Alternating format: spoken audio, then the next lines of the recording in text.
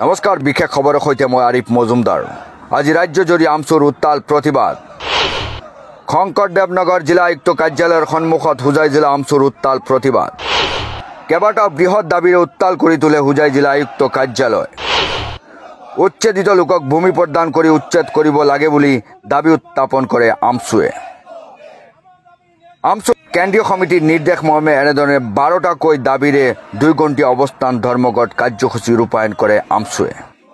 আমচুৰ দাবীসমূহ হৈছে অমানৱীয় উচ্ছেদ বন্ধ কৰক, ভূমিহীনক ভূমি প্ৰদান কৰক, উচ্ছেদৰ পূৰ্বে পুনৰ সংস্থাপন কৰক, বাছি বাছি উচ্ছেদ বন্ধ কৰক, সাম্প্ৰদায়িকতা নিপাত যাওক, উচ্ছেদৰ নামত বৈষম্য নচলিব, কল্যাণকামী চৰকাৰৰ দায়িত্ব পালন কৰক, শিশু অধিকাৰ খৰ্ব কৰা নহ'ব, মহিলাৰ অধিকাৰ ৰক্ষা কৰক, ছাত্ৰ ছাত্ৰীক শিক্ষাৰ অধিকাৰৰ পৰা বঞ্চিত কৰা নচলিব, উচ্ছেদিতক সংস্থাপন দিবই লাগিব।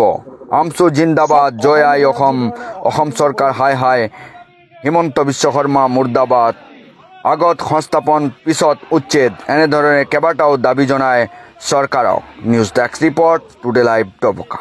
অসমখনত যি ধৰণে অশান্তিময় পৰিৱেশৰ সৃষ্টি হৈছে বিগত কেইবাবছৰৰ পৰা, এই চৰকাৰখনে অহাৰ পিছৰ পৰা সাম্প্ৰদায়িক মনোভাৱেৰে, একপক্ষীয় মনোভাৱেৰে এটা নিৰ্দিষ্ট জাতিৰ ওপৰত বাৰম্বাৰ আক্ৰমণ কৰি আছে।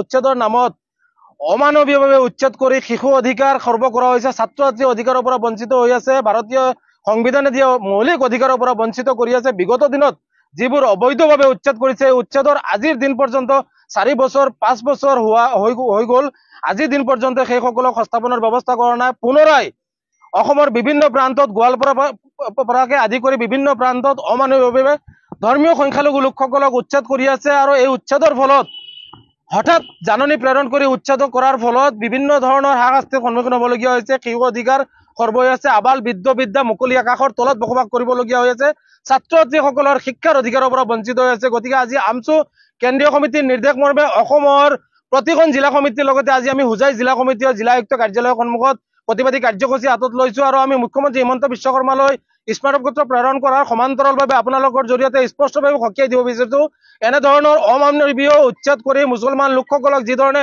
নিঃশেষ কৰাৰ পৰিকল্পনা কৰি আছে, এই পৰিকল্পনা আমচুৱে কোনো কাৰণতে সহ্য নকৰে। আমাৰ দাবীসমূহ যদি নামানে, আগন্তুক দিনত ইয়াতকৈ ভয়ানকভাৱে প্ৰতিবাদী কাৰ্যসূচী হাতত ল'ম। কোনো কাৰণতে সংবিধানে দিয়া অধিকাৰ খৰ্ব কৰা কাৰ্য, এই সাম্প্ৰদায়িক চৰকাৰখনৰ যি মনোভাৱ, এই কাৰ্য আমি কৰিবলৈ নিদিও।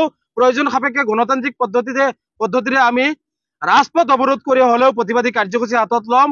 মৌলিক অধিকাৰ কাঢ়ি অনাৰ ক্ষেত্ৰত আমচুৱে বদ্ধপৰিকৰ আৰু যিকোনো ধৰণৰ প্ৰতিবাদী কাৰ্যসূচী হাতত লৈ অসহায় লোকসকলক সহায় কৰাৰ ক্ষেত্ৰত আগবাঢ়ি যাব স্পষ্ট।